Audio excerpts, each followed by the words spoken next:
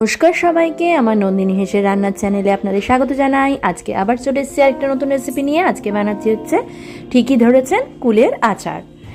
সরস্বতী পুজো গেল, এখন কুল না খেলে হয় বলুন? তাই জন্য সরস্বতী পুজো যাওয়ার সাথে সাথেই কুল আনা শুরু হয়ে গেছে। তার জন্য আমি এখানে প্রথমেই ভাজা মশলা বানিয়ে নেব। তাই প্যানে নিয়ে নিলাম, ফ্রাইং প্যানে নিয়ে নিচ্ছি 5 ফোড়ন, আর নিয়ে নিচ্ছি 3টে মতন শুকনো লঙ্কা। এছাড়া আমি এখানে নিয়েছি অল্প পরিমাণে ওই 2 চামচ মতন গোটা ধনে, গোটা জিরে আর মৌরি। আর এখানে নিয়েছি ওই 10-12টা মতন গোলমরিচ। ব্যাস, এই দিয়েই আমি বানিয়ে নেব আজকের ভাজা মশলাটা। এটাকে হালকা করে আমি গরম করে নিয়েছি শুকনো খোলায়, তারপর এটাকে গুঁড়িয়ে নিলাম। গোড়ানোর সময় কিন্তু খেয়াল রাখবেন পুরোটা একদম মিহি করবেন না, একটু দানা দানা থাকলেই ভালো। আর এখানে রয়েছে টোপা কুল, এটাকে জল দিয়ে পরিষ্কার করে আগে থেকেই আমার ধুয়ে রাখা আছে। এবার এটাকে অনেকে ফাটিয়ে নেন, আমি কিন্তু একদম ফাটাবো না, এটা যেমন আছে তেমনই রাখবো। এবার ফ্রাইং প্যানে আমি নিয়ে নিচ্ছি সামান্য পরিমাণে সর্ষের তেল। সর্ষের তেলে রান্নাটা করবো আজকে। আর এর মধ্যে ফোড়ন হিসেবে দিয়ে দেবো, তেল গরম হয়ে যাওয়ার পর 5 ফোড়ন অল্প পরিমাণে, যেহেতু আমি ভাজা মশলার মধ্যে দিয়েছি তাই এখানে অল্প পরিমাণে দিচ্ছি। আর দিয়ে দেবো গোটা শুকনো লঙ্কা 2 ভাগে ভেঙে। ব্যাস, আর কিচ্ছু দিচ্ছি না। এবার এটাকে ভালো করে আমি ভেজে নেব। ভেজে নেওয়া হয়ে গেলে একটা সুন্দর স্মেল আসবে, আপনারা দেখতেই পাবেন। তারপর আমি কুলগুলো এখানে দিয়ে দেবো, দিয়ে ভালো করে এই সর্ষের তেলে আমি এটাকে ভেজে নেব কুলগুলো। আমার চ্যানেলটা যদি আপনাদের ভালো লাগে তাহলে অবশ্যই কিন্তু লাইক, শেয়ার অ্যান্ড সাবস্ক্রাইব করতে ভুলবেন না, যারা নতুন ভিউয়ার। আর যারা আমার রেগুলার ভিউয়ার এবং আমার সাবস্ক্রাইবার, তারা অবশ্যই কমেন্ট করুন আর লাইক শেয়ার করুন অন্যদের সাথে। এখানে দেখতেই পাচ্ছেন আমি এখানে দিয়ে দিলাম কুলটা। এবার এটাকে একটু ভালো করে ভেজে নিচ্ছি।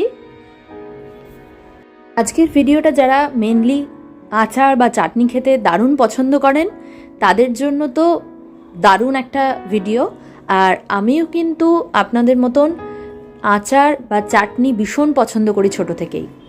এবার কুলগুলো ভাজা হয়ে গেলে আমি এর মধ্যে সামান্য পরিমাণে দিয়ে দিচ্ছি হলুদ, আর এদিকে কাশ্মীরি লঙ্কা গুঁড়ো, জাস্ট কালারের জন্য। ব্যাস, এবার এটাকে ভালোভাবে মিশিয়ে নেব। মিশানো হয়ে গেলে এর মধ্যে আমি স্বাদ মতন নুন অ্যাড করব। রান্নার চ্যানেলটা ফলো করতে থাকুন আপনারা। এবার এখানে দেখছেন দিয়েই দিলাম স্বাদ মতন নুন। এবার এটাকে ভালোভাবে কুলগুলোর সাথে মিশিয়ে নিচ্ছি। কুলগুলো ভাজা হয়ে গেছে, আপনারা দেখে বুঝতেই পারছেন। এবার আমি অ্যাড করব এখানে পরিমাণ মতন জল, যতটা আমি ঝোল রাখতে চাই ঠিক ততটাই। এবার এটাকে এই জলেই ফুটতে দেবো আর কুলগুলো একটু সেদ্ধ হতে দেবো। এটা চাপা আমি এখন দিচ্ছি না, বেশি সময়ও লাগবে না। আর এবার এখানে দিয়ে দিচ্ছি ভেলি গুড়। ভেলি গুড় দিয়ে করলে এটা দারুণ তৈরি হয় রেসিপিটা। তা অল্প পরিমাণে ভেলি গুড় ছিল, সেটাই আমি পুরোটা এখানে দিয়ে দিচ্ছি। গুড়গুলো একটু গলিয়ে নিচ্ছি, দেখতেই পাচ্ছেন জলেতে গলিয়ে নিচ্ছি। এছাড়া যেহেতু গুড় আমি দিয়েছি তাই চিনি আমি বেশি দিচ্ছি না, ওই দেখতেই পাচ্ছেন ছোট চামচের আমি 2 থেকে 3 চামচ মতন চিনি দিয়েছি। ব্যাস, আর কিছু দিইনি। এবার এটাকে মিশিয়ে নিয়ে এখন আমি এটাকে চাপা দিয়ে দিচ্ছি একটুখানি সেদ্ধ হওয়ার জন্য। এবার দেখতেই পাচ্ছেন সেদ্ধ হয়ে গেছে। কি করে বুঝবেন? দেখেন আমি কিন্তু কুলগুলো একদমই ফাটিয়ে দিইনি, আর এখানে দেখুন কুলগুলো অলরেডি ফেটে গেছে আপনা আপনি।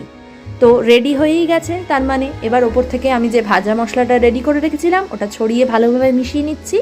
নেওয়ার পর আমি এইটাকে একটা পাত্রে ট্রান্সফার করব। আপনারাও এই রেসিপিটা আমাকে ফলো করে বানিয়ে নিন। যারা চাটনি বা আচার পছন্দ করেন তাদের এটা দারুণ লাগবে। যারা খুব একটা চাটনি বা আচার খায় না তাদেরও এটা ভালো লাগবে। ছোট বড় সবার জন্যই এটা খুব একটা ইয়ামি আচার।